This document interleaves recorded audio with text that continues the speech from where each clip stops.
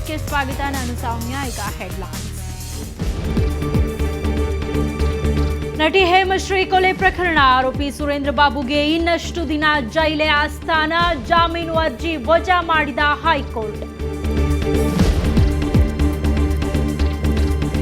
ಒಂಟಿ ಮಹಿಳೆ ಮನೆಯಲ್ಲಿ ಸಾವಿನ ಕರಿನೆರಳು. ಚಿನ್ನಾಭರಣಕ್ಕಾಗಿ ಹೆಂಗಸಿನ ಪ್ರಾಣಕ್ಕೆ ಉರುಳು. ಕೆಂಪೇಗೌಡ ನಗರದಲ್ಲಿ ಹಾಡ ಹಗಲೇ ಕೊಲೆ.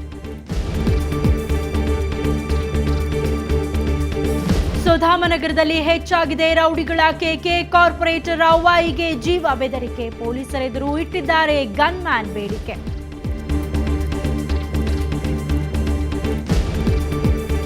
ಕಣ್ಣಿನ ಬಳಿ ಬೆಳೆದಿದೆ ದುರ್ಮಾಂಸ. ಚಿಕಿತ್ಸೆಗಾಗಿ ಬೇಕಾಗಿದೆ ಲಕ್ಷ ಲಕ್ಷ. ಕೈ ಚೆಲ್ಲಿ ಕುಳಿತಿದೆ ಆನೇಕಲ್ನ ಬಡ ಕುಟುಂಬ.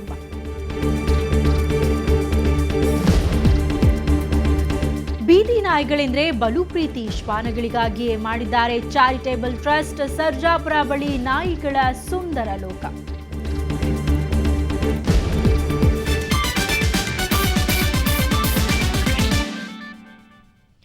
ನಟಿ ಹೇಮಶ್ರೀ ಕೊಲೆ ಪ್ರಕರಣಕ್ಕೆ ಸಂಬಂಧಪಟ್ಟಂತೆ ಆರೋಪಿ ಪತಿ ಸುರೇಂದ್ರ ಬಾಬು ಸಲ್ಲಿಸಿದ್ದ ಜಾಮೀನು ಅರ್ಜಿಯನ್ನ ಹೈಕೋರ್ಟ್ ವಜಾಗೊಳಿಸಿದೆ.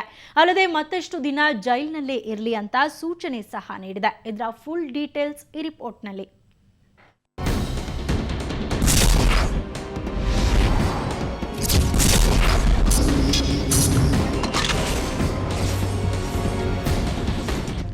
ಕಿರುತೆರೆ ನಟಿ ಹೇಮಶ್ರೀ ಕೊಲೆ ಪ್ರಕರಣದಲ್ಲಿ ಜಾಮೀನು ಕೋರಿದ್ದ ಆರೋಪಿ ಸುರೇಂದ್ರ ಬಾಬುಗೆ ಹೈಕೋರ್ಟ್ ಚಾಟಿ ಬೀಸಿದೆ.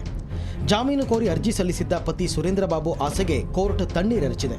ಹಾಗಾಗಿ ಸುರೇಂದ್ರ ಬಾಬು ಇನ್ನಷ್ಟು ದಿನ ಜೈಲಿನಲ್ಲಿ ಮುದ್ದೆ ಮುರಿಯದೆ ವಿಧಿ ಇಲ್ಲದಂತಾಗಿದೆ. ವರ್ಷದ ಹಿಂದೆ ಮದುವೆಯಾಗಿತ್ತು. ನಮ್ಮಿಬ್ಬರ ಮಧ್ಯೆ ಒಮ್ಮೆಯೂ ದೈಹಿಕ ಸಂಪರ್ಕ ನಡೆದಿರಲಿಲ್ಲ. ಹಾಗಾಗಿ ಸಂಧಾನಕ್ಕಾಗಿ ಹೇಮಶ್ರೀಯನ್ನ ಹೈದರಾಬಾದ್ಗೆ ಕರೆದೊಯ್ಯಲು ನಿರ್ಧರಿಸಿದ್ದೆ. ಅನಂತಪುರಂ ಬಳಿ ತೆರಳುತ್ತಿದ್ದಾಗ ದಾರಿ ಮಧ್ಯೆ ಮಾತಿನ ಚಕಮಕಿ ನಡೆಯಿತು. ಆಗ ನನ್ನ ಸ್ನೇಹಿತನ ರೆಸಾರ್ಟ್ನಲ್ಲಿ ವಿಶ್ರಾಂತಿಗೆ ನಿರ್ಧರಿಸಿದ್ದವು. ಈ ವೇಳೆ ಆಕೆಗೆ ಕ್ಲೋರೋಫಾರಂ ನೀಡಿದೆ. ನಂತರ ಭಯಗೊಂಡು ಹೇಮಶ್ರೀಯನ್ನ ಬೆಂಗಳೂರಿನ ಬ್ಯಾಪ್ಟಿಸ್ಟ್ ಆಸ್ಪತ್ರೆಗೆ ಕರೆದುಕೊಂಡು ಬಂದು ಸೇರಿಸಿದೆ. ಅಷ್ಟೊತ್ತಿಗೆ ಆಕೆ ಕೊನೆಯುಸಿರೆಳೆದಿದ್ಲು. ಆದರೆ ಆಕೆಯನ್ನ ಕೊಲೆ ಮಾಡುವ ಉದ್ದೇಶ ನನಗೆ ಇರಲಿಲ್ಲ. ಹೀಗಂತ ಸುರೇಂದ್ರ ಬಾಬು ಪರ ವಕೀಲರು ಕೋರ್ಟ್ಗೆ ಮನವಿ ಮಾಡಿ ಜಾಮೀನು ನೀಡುವಂತೆ ಕೇಳ್ಕೊಂಡ್ರು. ಆದರೆ ಇದಕ್ಕೆ ಪ್ರತಿವಾದ ಮಂಡಿಸಿದ ಸರ್ಕಾರಿ ಪರ ವಕೀಲರು ಕೊಲೆಗೆ ಸಂಬಂಧಪಟ್ಟಂತೆ ಸಾಕಷ್ಟು ಸಾಕ್ಷ್ಯಾಧಾರಗಳು ಲಭ್ಯ ಇವೆ, ಹಾಗಾಗಿ ಯಾವುದೇ ಕಾರಣಕ್ಕೂ ಜಾಮೀನು ನೀಡಬಾರದು ಅಂತ ಮನವಿ ಮಾಡಿದರು. ಕೊಲೆ ಮಾಡುವ ಉದ್ದೇಶ ಇಲ್ಲದಿದ್ದರೆ ಕ್ಲೋರೋಫಾರಂ ಬಳಸಿದ್ದೇಕೆ? ಯಾವ ಮಾನದಂಡದ ಮೇಲೆ ಕ್ಲೋರೋಫಾರಂ ನೀಡಿದ್ರಿ? ಹಳೆಯ ಚಿತ್ರಗಳನ್ನು ಅನುಕರಣೆ ಮಾಡಿ ಒಂದು ಮಹಿಳೆಯ ಪ್ರಾಣವನ್ನೇ ಬಲಿ ತೆಗೆದುಕೊಂಡಿದ್ದೀರಿ. ಹಾಗಾಗಿ ನಿಮ್ಮಂಥವರಿಗೆ ಜೈಲೇ ಸರಿಯಾದ ಸ್ಥಳ. ಹೀಗಾಗಿ ಜಾಮೀನು ನೀಡಲು ಸಾಧ್ಯವಿಲ್ಲ ಅಂತ ನ್ಯಾಯಮೂರ್ತಿ ಶ್ರೀಧರ್ ರಾವ್ ಜಾಮೀನು ಅರ್ಜಿಯನ್ನು ವಜಾಗೊಳಿಸಿದರು. ಒಟ್ಟಾರೆ ಹೈಕೋರ್ಟ್ನ ಈ ಆದೇಶ ಹೇಮಶ್ರೀ ಪತಿ ಸುರೇಂದ್ರ ಬಾಬುಗೆ ಬಿಸಿ ತುಪ್ಪವಾಗಿದ್ದು ಇನ್ನಷ್ಟು ದಿನ ಜೈಲೂಟ ಮಾಡುವಂತೆ ಮಾಡಿದೆ. ಬೆಂಗಳೂರಿನಿಂದ ಮಾರುತಿ ಪಾವಗಡ, ಸುವರ್ಣ ನ್ಯೂಸ್. ಮಠ ಮಧ್ಯಾಹ್ನವೇ ಕೆಂಪೇಗೌಡ ನಗರ ಬೆಚ್ಚಿ ಬಿದ್ದಿತ್ತು. ಒಂಟಿ ಮಹಿಳೆ ಇದ್ದ ಮನೆಯಲ್ಲಿ ಸಾವಿನ ಕರಿನೆರಳು ಮೂಡಿತ್ತು. ದುಷ್ಕರ್ಮಿಗಳು ಒಂಟಿ ಮಹಿಳೆಯನ್ನ ಹತ್ಯೆ ಮಾಡಿ ಚಿನ್ನಾಭರಣ ದೋಚಿದ್ರು. ಕೊಲೆ ಹಿಂದಿನ ಕೈ ಪರಿಚಿತರದ್ದೇ ಆಗಿರಬೇಕು ಅನ್ನೋ ಅನುಮಾನ ದಟ್ಟವಾಗ್ತಾ ಇದೆ.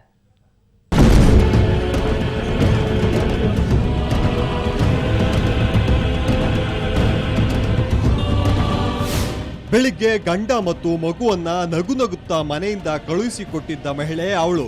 ಆದ್ರೆ ಮಧ್ಯಾಹ್ನದ ಹೊತ್ತಿಗೆ ಆಕೆ ಕೊಲೆಯಾಗಿ ಹೋಗಿದ್ಲು. ಹೌದು, ಕೆಂಪೇಗೌಡ ನಗರದಲ್ಲಿ ಹಾಡು ಹಗಲೇ ಮಾನಸ ಎಂಬಾಕೆಯ ಕೊಲೆ ನಡೆದಿದೆ.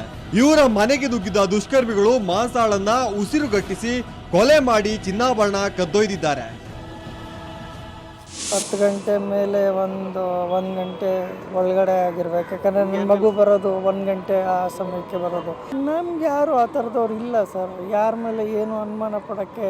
ಪಾಪ ಅವಳು ಯಾರ ಹತ್ರನೂ ಜೋರಾಗೂ ಮಾತಾಡಲ್ಲ.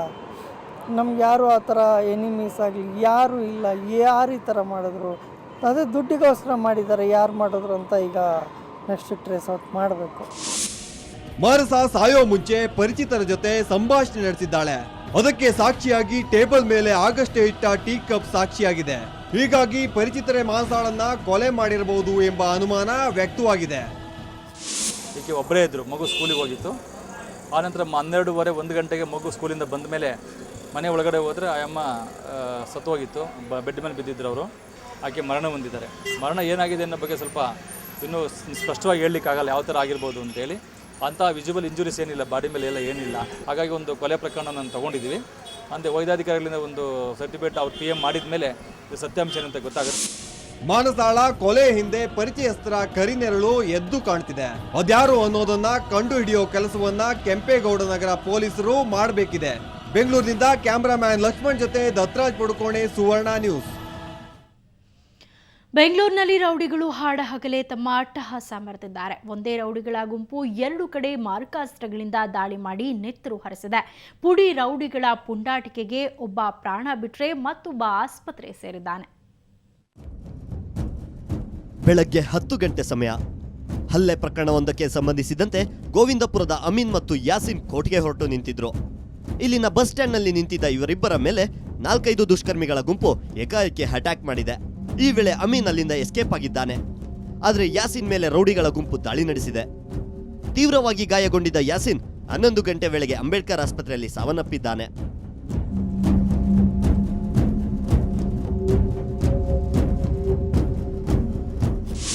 ऑटो वाला मेरा भीख मारा ना नगर को अमीन को मारा।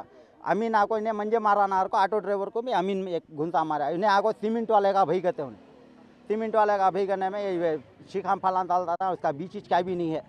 तिवारी 4 मीनार का कहते हैं, 4 मीनार से मार को भेज को इंटरेस्ट है. ಮತ್ತೊಂದೆಡೆ 12 ಗಂಟೆ ವೇಳೆಗೆ ಡಿಜೆ ಹಳ್ಳಿ ಠಾಣಾ ವ್ಯಾಪ್ತಿಯ ಸುಲ್ತಾನ್ ಪಾಳ್ಯದಲ್ಲಿ ಇರ್ಫಾನ್ ಎಂಬಾತನ ಮೇಲೆ ಮಾರಣಾಂತಿಕ ಹಲ್ಲೆ ನಡೆದಿದೆ. ಇರ್ಫಾನ್ ಸ್ಥಿತಿ ಚಿಂತಾಜನಕವಾಗಿದ್ದು ಆಸ್ಪತ್ರೆಗೆ ದಾಖಲಿಸಲಾಗಿದೆ.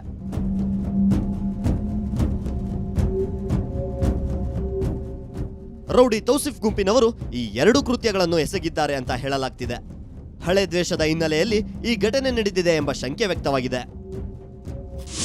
मेरे को मालूम नहीं, खाली मैं दुकान में काम कर ले गया था, आवाज़ आया उतना ही मैं बाहर भाग के आया. कब आवाज़ आया, कहाँ से? दुकान में था, मैं दुकान में काम कर ले गया था, वो बाहर से आवाज़ आ ले गया था, मैं बाहर आया उतना ही. नहीं मेरे को पता नहीं, मैं वो नीचे पड़ गया इसलिए ऑटो में डाल के ले गया. ಸದ್ಯ ಕೆಜಿ ಹಳ್ಳಿ ಠಾಣೆಯಲ್ಲಿ ಕೊಲೆ ಪ್ರಕರಣ ಹಾಗೂ ಡಿಜೆ ಹಳ್ಳಿಯಲ್ಲಿ ಕೊಲೆ ಯತ್ನ ಪ್ರಕರಣ ದಾಖಲಾಗಿದೆ.